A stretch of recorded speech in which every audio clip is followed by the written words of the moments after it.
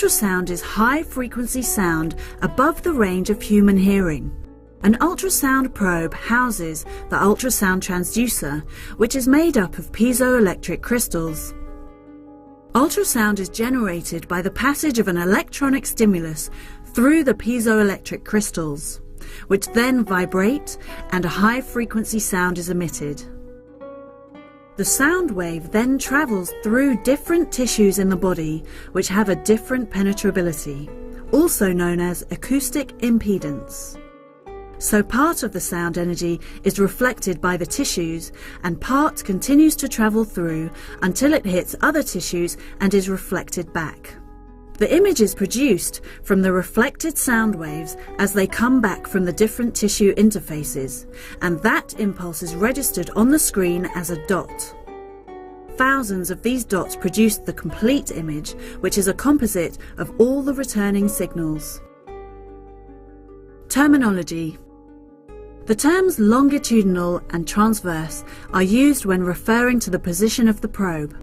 The terms sagittal and coronal are used when referring to the view obtained by the probe of the mother or fetus. Longitudinal. When initiating a scan, one always starts with a probe over the pubic bone of the mother in a longitudinal plane. This means the long axis of the probe is lined up with the long axis of the mother. We then scan systematically up and down her abdomen, taking slices lengthways. Transverse. We then rotate the probe through 90 degrees so it's in the transverse plane. This means the long axis of the probe is lying across the mother. We then scan systematically across the mother's abdomen, taking slices crossways, giving left to right images. Sagittal. Sagittal is used when describing a vertical slice or view of a section that passes through the mother or fetus from head to foot. Coronal. Coronal is used when describing the view of a section that passes through the mother or fetus from left to right. Anterior and posterior. If we're considering the anteverted uterus and are scanning in both the longitudinal and transverse planes, then the anterior part of the uterus is the front of the uterus, nearest the mother's belly button, and the posterior is the back of the uterus, nearest the mother's spine. As an image on the monitor, the anterior part is represented uppermost on the screen, and the posterior part is represented on the lower part of the screen. Superior. This refers to the direction of the mother's head. Inferior. This refers to the direction of the mother's feet. For example, if scanning the uterus in the longitudinal plane, the superior part of the organ is the end towards the mother's head, and the inferior part is the end towards the mother's feet.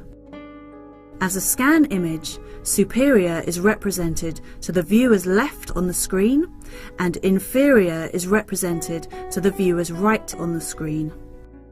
Cephalic presentation. Cephalic describes the fetus in the head-down position inside the uterus. The head of the fetus is at the birth canal, in other words, just above the pubic bone. Breech presentation. Breech describes a fetus with its breech or bottom lying close to the birth canal, just above the pubic bone. Probe orientation. There is a marker or a dot located on the ultrasound probe, and it is always represented on the screen in the same place, usually the top left-hand corner. This dot is crucial when working out the orientation of the organ or the fetus and when interpreting the corresponding image on screen. If the probe is placed on the mother's pubic bone in the longitudinal plane, one must consider where the dot is on the probe and relate it to the dot on the screen in order to interpret the image. In the longitudinal plane, the left side of the screen represents the superior part of the mother, and the right side represents the inferior part of the mother. So when scanning in the longitudinal plane, The mother's head is represented to the left of the screen and her feet to the right. The location of the dot on the screen should correspond. When scanning in the transverse plane, the image on screen is like a mirror image. The left side of the mother is represented on the right side of the screen, and the right side of the mother is represented on the left side of the screen. Again, the location of the dot on the screen should correspond. Understanding these principles of orientation is important, otherwise it can lead to confusion. For example, where a cephalic presentation could be mistaken for a breech, and vice versa.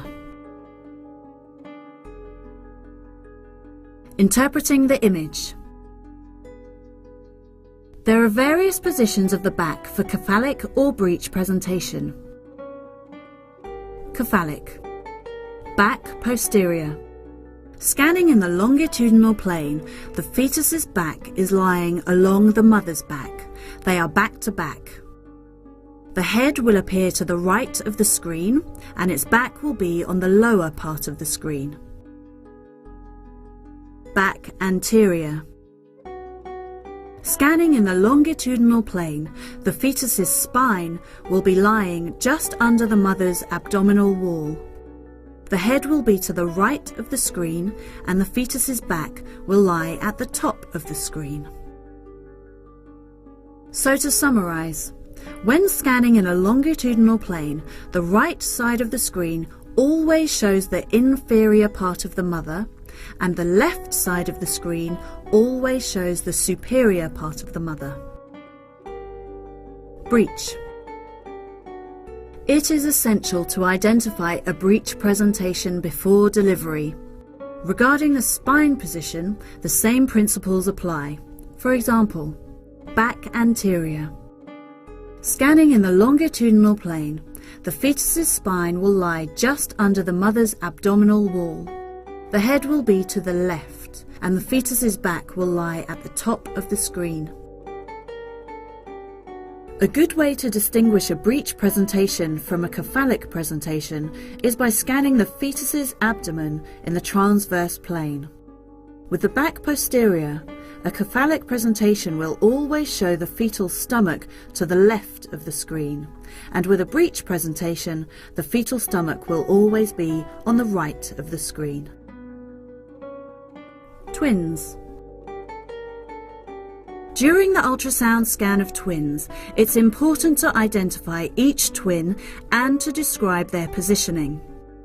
Twin 1 is traditionally referred to as the twin with the lowermost presenting part. So in the case where both are lying longitudinally with a cephalic presentation, twin 1 will be the twin that has its head lowest in the pelvis. In the case of breech twins, the same principle applies. The twin with the lowest most breech will be described as twin 1. Clearly, in some instances, twin 1 may be cephalic and twin 2 may be breeched. The lie of the twin refers to whether the twin is in the longitudinal, transverse or oblique position. Placenta. The placenta can be located in the upper part or the lower part of the uterus in an anterior or posterior position. A placenta inserted in the lower segment of the uterus is regarded as low or as a placenta previa if close, reaching or covering the cervix. Anterior and posterior positions. Scanning in the longitudinal or the transverse plane, the anterior placenta will always be at the top of the screen and the posterior placenta will always lie at the bottom of the screen. Fundal position. Scanning in the longitudinal plane, the fundal placenta will be displayed on the left side of the screen. Placenta previa. Scanning in the longitudinal plane, the previa position will be shown on the right side of the screen. A low anterior placenta will appear between the bladder, which is seen at the extreme right of the screen, and the fetus on the left. Fibroids. When scanning fibroids, it's important to describe their size in terms of volume.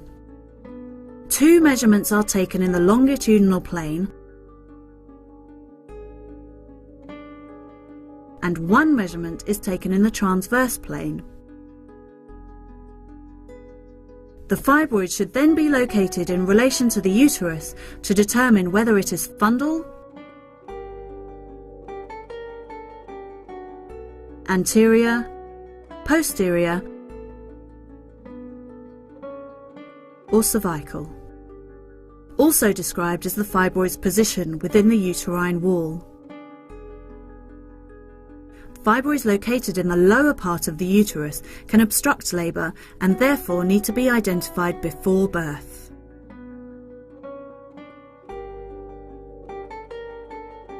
In summary, before proceeding with the finer points of diagnosis using ultrasound, it is important to clearly understand the orientation of the fetus and its organs within the uterus and to accurately learn the language of its description.